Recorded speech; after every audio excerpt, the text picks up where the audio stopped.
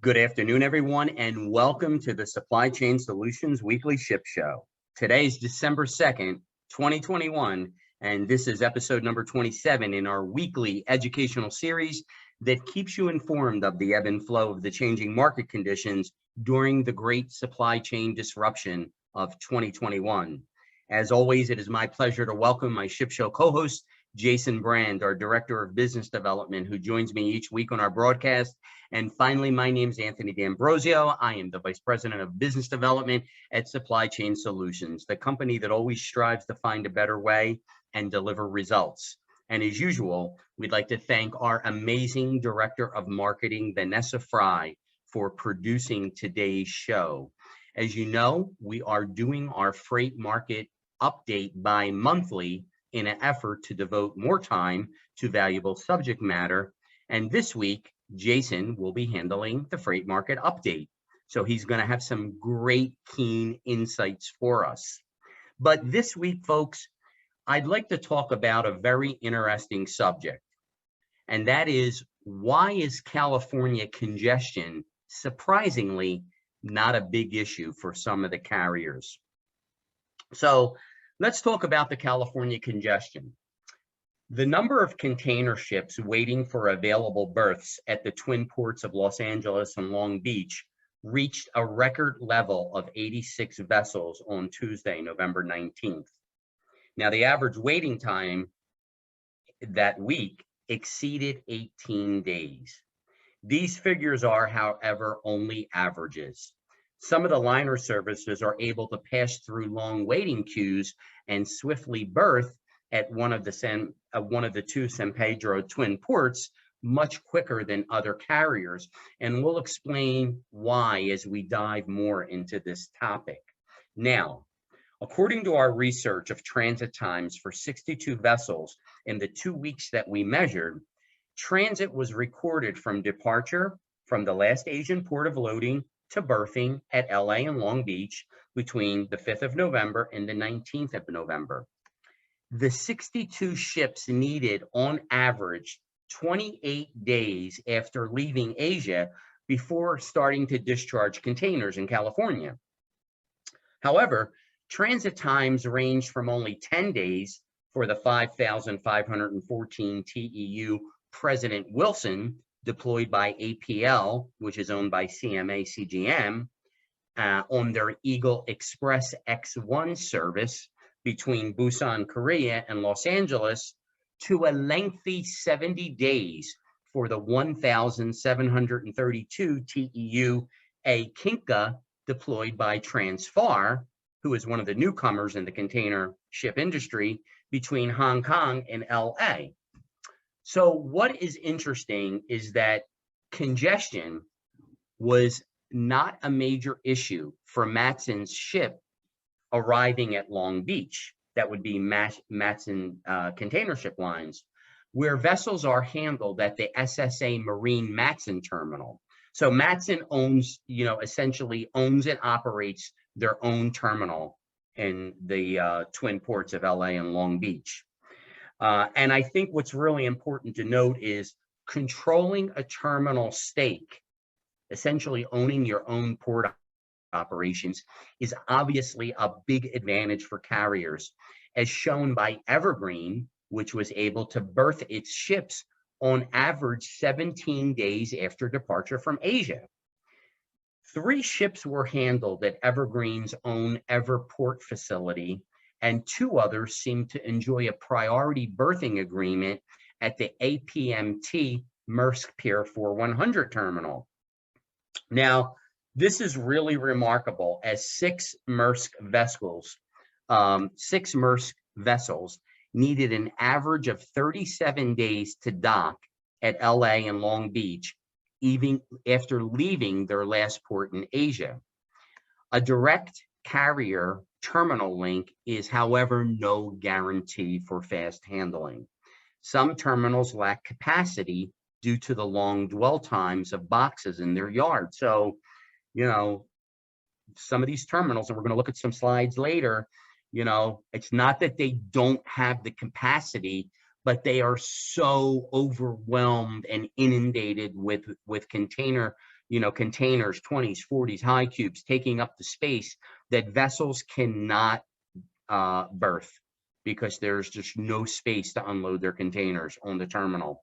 What is interesting, though, is our survey shows that the Ocean Alliance carriers, and I just want to let you know that the Ocean Alliance carriers are CMA, CGN, COSCO, OOCL, APL, and EMC, which is Evergreen. Okay, these carriers have the best terminal connections in LA, Long Beach, which allows them to limit waiting times. So people that are part of the Ocean Alliance have really good terminal connections and turnaround times. Okay, Costco Group seems to have concluded a good deal just recently. Okay, they just finished negotiating a really good deal with Long Beach Container Terminals, which is the LBCT, after having sold the OOCL shares to Macquarie on April 19th. This will all make sense in a little bit. The interest of CMA CGM in regaining full control of the Phoenix terminal at a surplus price of $1.250 million can be explained by the fact that its ships are berthed 6 days faster than average. So if Vanessa would be so kind to go to slide number 1, we can take a look at this. So let's take a look at the front haul transit times from Asia to LA and Long Beach for the period that we measured from November 5th to the 19th. Now on the left, you'll see 0 to 80, which is the number of days, okay? And on the bottom, you'll see the various carriers, okay? So on the chart, on the graph, the fastest times are in light blue. The average transit times are in a grayish black, and the carriers with the slowest transit times are in red. So Matson and the Ocean Alliance carriers get their inbound trans-Pacific sailings berthed at LA and Long Beach much faster than their competitors. And the average transit time from Asia to LA and Long Beach berth was 28 days over the last 2 weeks when we measured that, which is really good. Now, good terminal agreements are obviously a part of that, and one of the best ways to reduce the waiting times. And many of these container ship lines don't have good terminal agreements. And aside from all the congestion at the ports and at the anchorage, these vessels have to wait at the anchorage before they can get essentially a parking spot or a berth.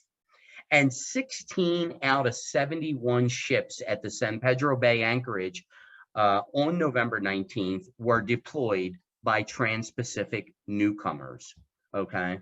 And we'll talk a little bit more about that later, but if you look at the chart, I think it's a really, really good chart. Now, moving on, in addition to comparing the transit times between Asia and the berthing at LA and Long Beach, the survey that we did also looked at a snapshot of ships still awaiting berth on November 19th.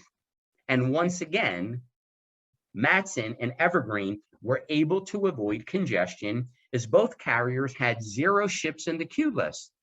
CMA had only the 10,798 TEU APL Dublin waiting for berthing or parking, as I'd like to say it in layman's terms.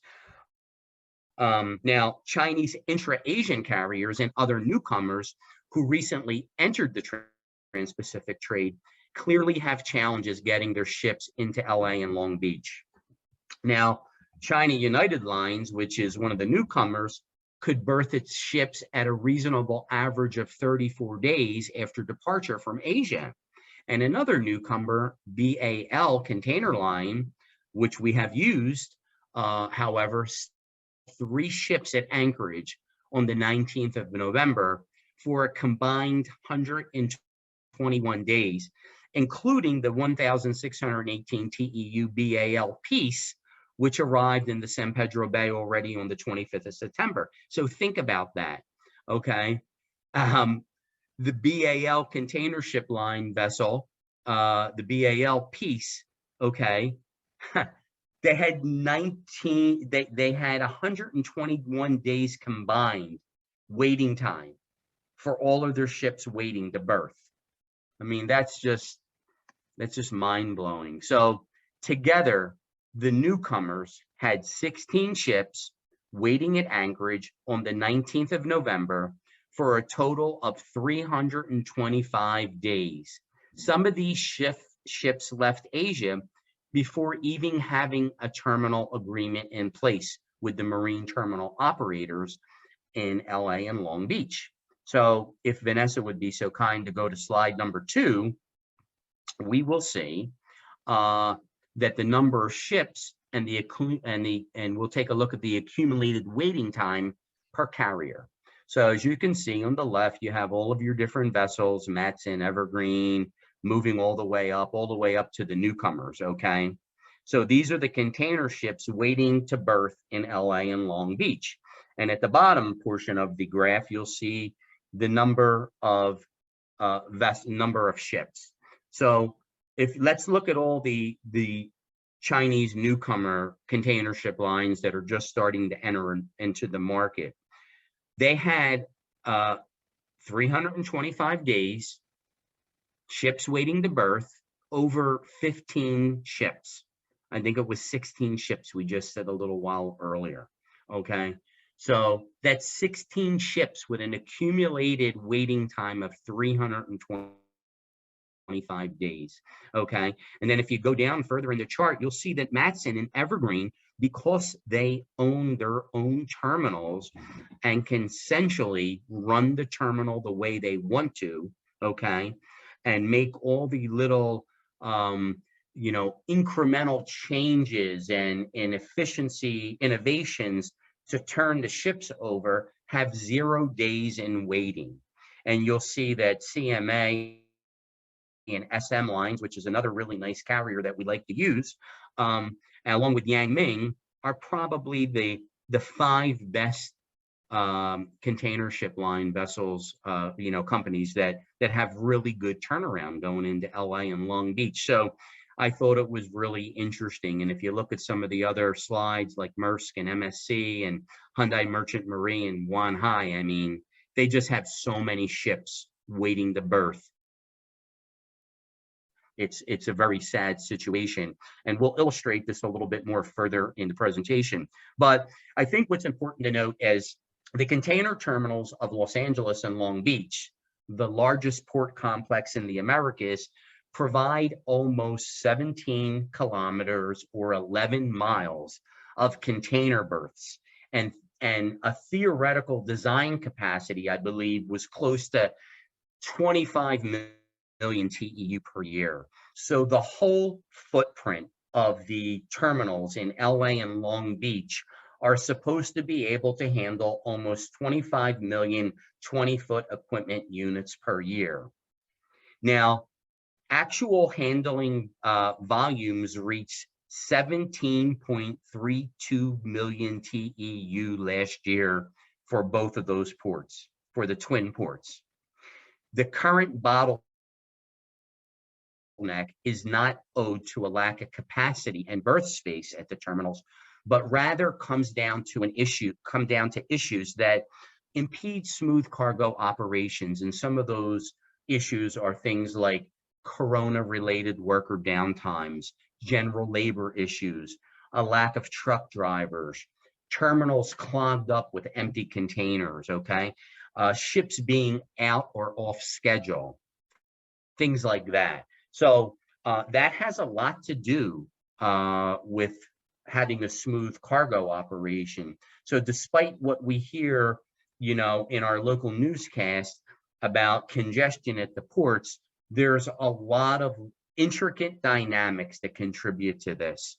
Also, shipping lines are typically tied to a terminal.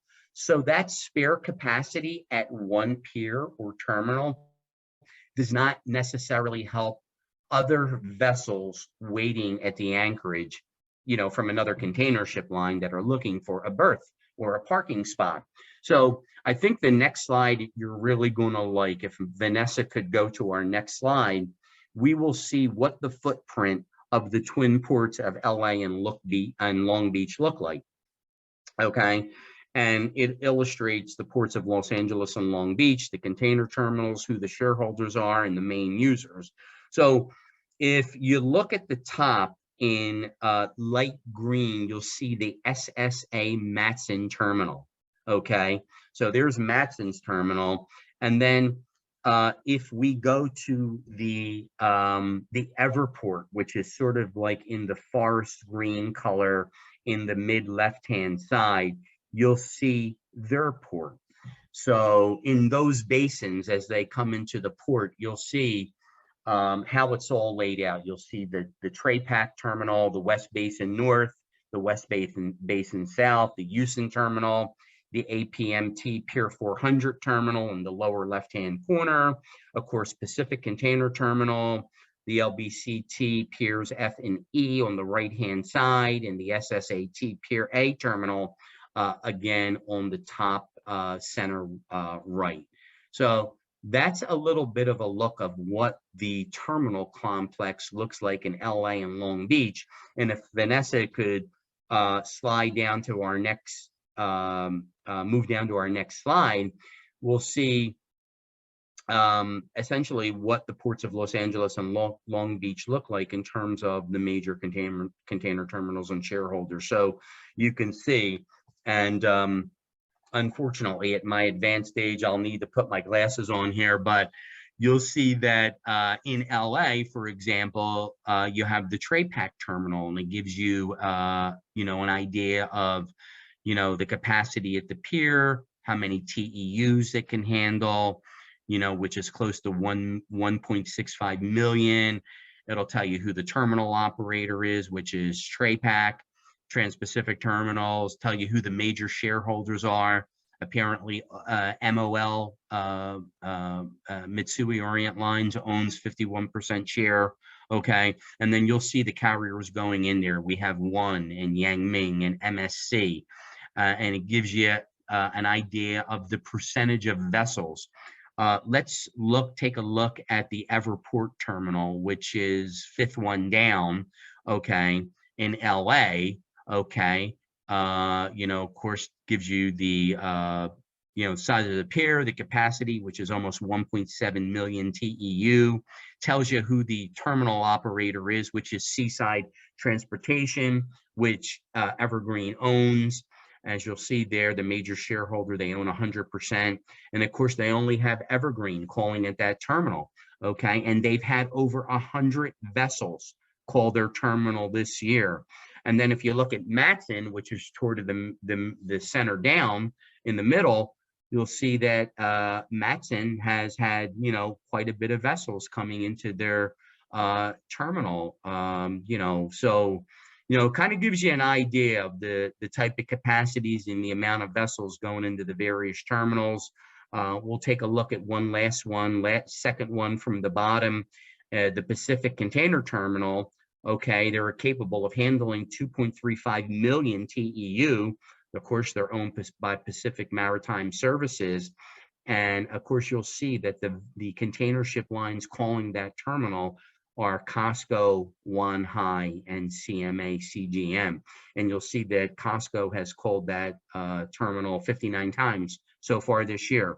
So I thought, you know, to give you a sense of the top 3 carriers in the third quarter of 2021, and I should clarify that these numbers here are in the third quarter of the top 3 carriers in each of those terminals. So I thought it would be interesting to give you that sense. So knowing and understanding all of this, we must ask ourselves the question, is it worth waiting? Okay, is it worth waiting at the anchorage? And so here are some key takeaways that you know, I did some thinking on and I wanted to pass on. I think it's really important to understand that high spot freight rates have encouraged ZIM and One High lines and a number of newcomers to launch new container loops. And ad hoc extra sailors in the Trans-Pacific trade. And of course, we all know that ad hoc means when necessary or when needed. Okay. Another key takeaway is the congestion at the main U.S. West Coast gateways of LA and Long Beach, you know, have had really a lot of extended waiting times and extended times that tonnage is often forced to wait off, you know, the coast of California. And it's had a detrimental effect on the overall profitability of all of these sailings. And further, the 73-day trip of the 1,732 TEU ship, the A Kinka, chartered by Transfar Shipping, which is sort of a newcomer, okay, has cost this niche carrier a staggering $5.84 million in vessel hire overage, meaning they chartered this vessel, and because it's taken that vessel from origin to the West Coast, a total of a 73-day transit, total trip time, round trip, waiting at the anchorage, sailing there, sailing back, 5.8 million. That's a lot of money. Okay. The ship had started loading cargo at Hong Kong, and this will really get you, on August 27th. It sailed to California and could only enter the port of LA after a long wait. And after discharging all of her containers, the A Kinka finally departed on November 8th to head back to Asia. So think about it, folks. This particular vessel, which is only a little over 1,700 TEU capacity, sailed Hong Kong on August 27th, and they're finally departing back to Hong Kong on November 8th. That kind of really caught me when we did this research. So a lack of available ships and long wait times at LA's West Basin Container Terminal worked against Zim's plan to operate 3 weekly Asia-California e-commerce loops. So this is another takeaway. So Zim lines, okay, and because of their lack of available ships and the long waiting times to get into the berth, okay, they had major issues, and they run 3 specific strings, the ZEX, the ZX2, and the ZX3. We're very familiar with those in our New Jersey operation because we book with Zim a lot. And between the 5th and the 19th of November, only one ZEX ship arrived in Los Angeles after a 41-day transit from Yantian. And forward schedules for both the ZX2 and the ZX3 show only one vessel nominated, whereas at least 6 to 7 are needed to fully staff these loops. So even though Zim deployed one vessel, they really need an additional 6 to 7 vessels to really be deployed to effectively run the loop, or the string, as we like to call it in operations. Another takeaway was that Wan Hai is understood to consider redeploying tonnage from their Trans-Pacific to the inter-Asian trade lanes, okay? Meaning some of the inter-Asian. So keep in mind that, you know, there's a lot of inter-Asian shipping before the containers get on the mother vessels. A lot of the smaller vessels might be taking containers from Malaysia or Singapore or Taiwan, and then they may be taking those containers over to Yantian or Ningbo or to Hong Kong to be loaded on the mother vessel. So Wan Hai is actually strategically considering redeploying some of that tonnage to their inter-Asian trades. And what was interesting is that the carrier ship docked at LA and Long Beach on an average of 28 days after departure from Asia in the past 2 weeks that we tracked this in early November. But Wan Hai Lines still had 11 ships waiting out at the anchorage as of November 19th, and I realize we are in December now, for a combined 257 days. So they had 11 ships waiting at the anchorage for a combined 257 days. And let's put that in perspective. You know, sailing, loading, sailing, leaving origin, getting to Anchorage and just hanging around and hanging around, waiting for a berth. Okay. Another takeaway is MSC just shifted capacity from the Far East to the US West Coast for the Far East US East Coast trade lane. So there is a lot of interesting takeaways. There's a lot of maneuvering going on right now between the different container ship lines. There's a lot of redeploying. As of this December, we have already seen 47 blank sailings by the cartel of container ship lines in Asia in order to keep the pricing artificially inflated as we move into Chinese New Year and also into the Olympics on February 4th. So they keep manipulating the space and the capacity. But, you know, all of this is just another thing for all of us to think about when it comes to the great supply chain disruption of 2021. And I hope you found this particular topic a little interesting and got some great takeaways from it. And with that, I will turn it over to the man, Jason Brand, who is going to go over our freight market roundup and enlighten us all. Anthony, no, you're the man. No. Thanks, Jay. No, seriously, thank you so much for that breakdown. It's really, really interesting. You've been bringing so much in-depth facts, and you know, I even being in the industry myself, it's like seeing the port layouts it's just so fascinating, and yeah. So thank you so much for that. It's really, really great info. All right, My guys. pleasure. Yeah. So let's dive into the Trans-Pacific first. So this is going to be your Asia to North America to Asia lane. So I think the first and most important thing is when thinking about the Trans-Pacific lane, really all eyes are on this new COVID variant Omicron. And since China just in the past month had its largest outbreak of COVID to date because of the Delta variant, the fear is that the Chinese practice of these aggressive lockdowns and then the resulting supply chain disruptions and ultimately the demand whiplash will continue well into 2022. So another concern fueling these fears is the shifting in spending patterns that came along with the pandemic in the early days. There was this marked switch with US consumers away from services and onto goods or into goods. And while I think there are a lot of good reasons you could point to as to why that originally happened during the lockdowns, if good spending gets another boost, it could reignite some of these fundamental issues that led to congestion in the first place.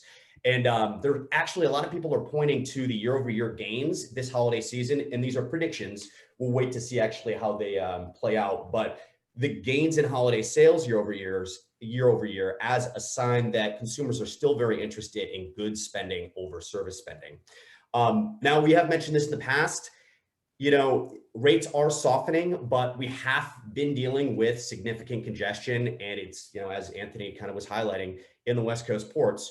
So I wouldn't order all of your backlogged material quite yet, but some of the reasons behind these softening rates can be attributed to the power issues that have been happening in China.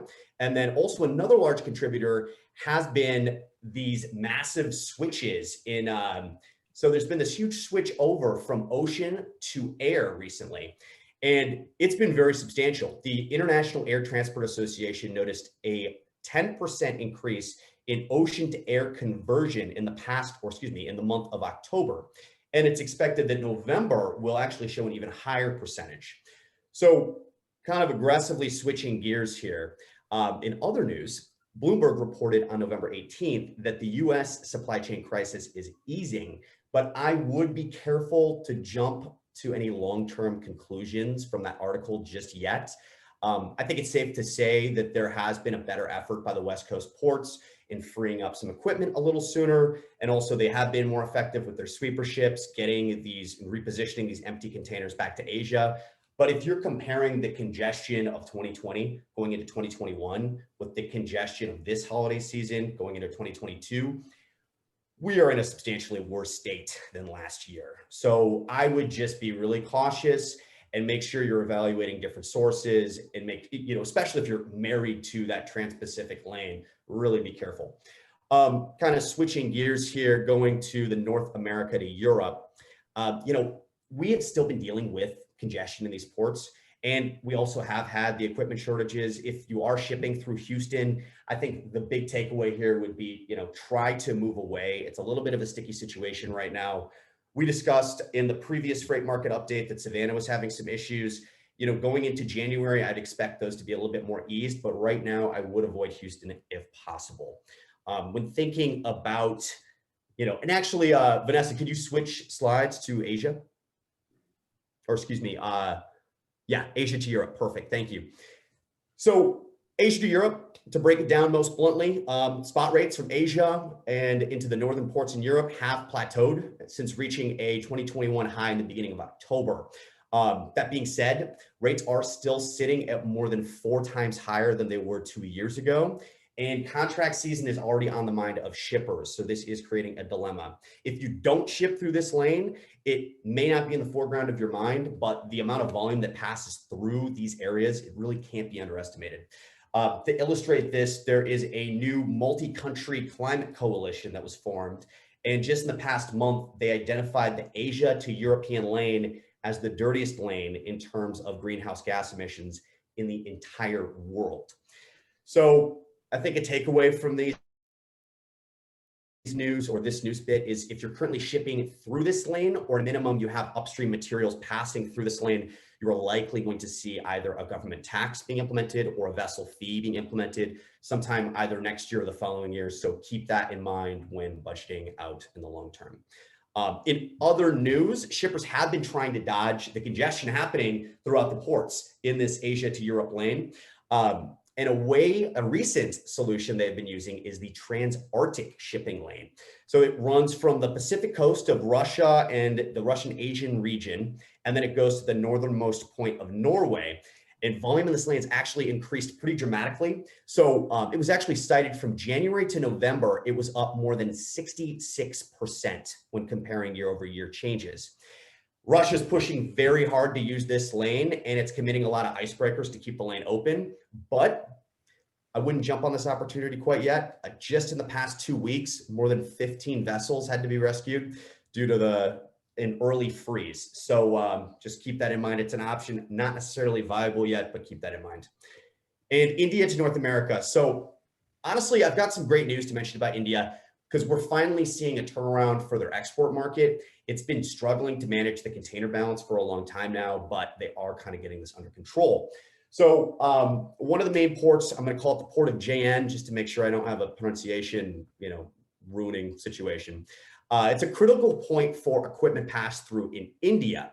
And in the months of August through October, it saw a 30% increase in empty containers, totaling over 164,000 TEU, up from around 127,000 TEU in the prior period. And this has just been an ongoing effort from the Container Shipping Lines Association of India, of local governments, and then even the shipping lines themselves.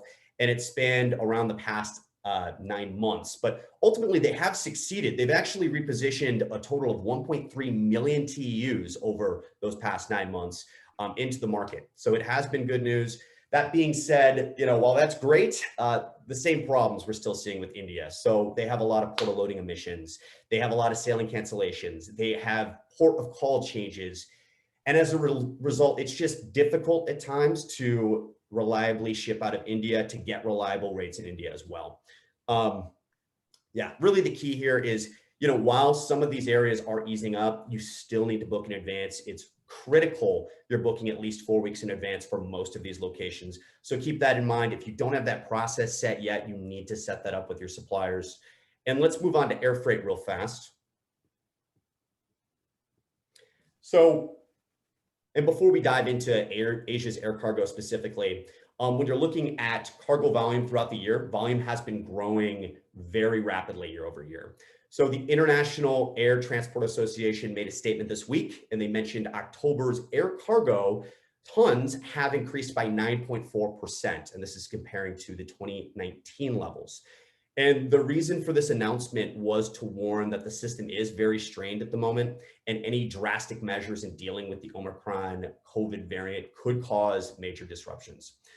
Now, focusing on Asia specifically, the preliminary October 2021 traffic figures released by the Association of Asia Pacific Airlines in October was 1.2 million international passengers. And this really is a dramatic figure because that only accounts for around 3.9% of the 31 million international passengers recorded in October of 2019.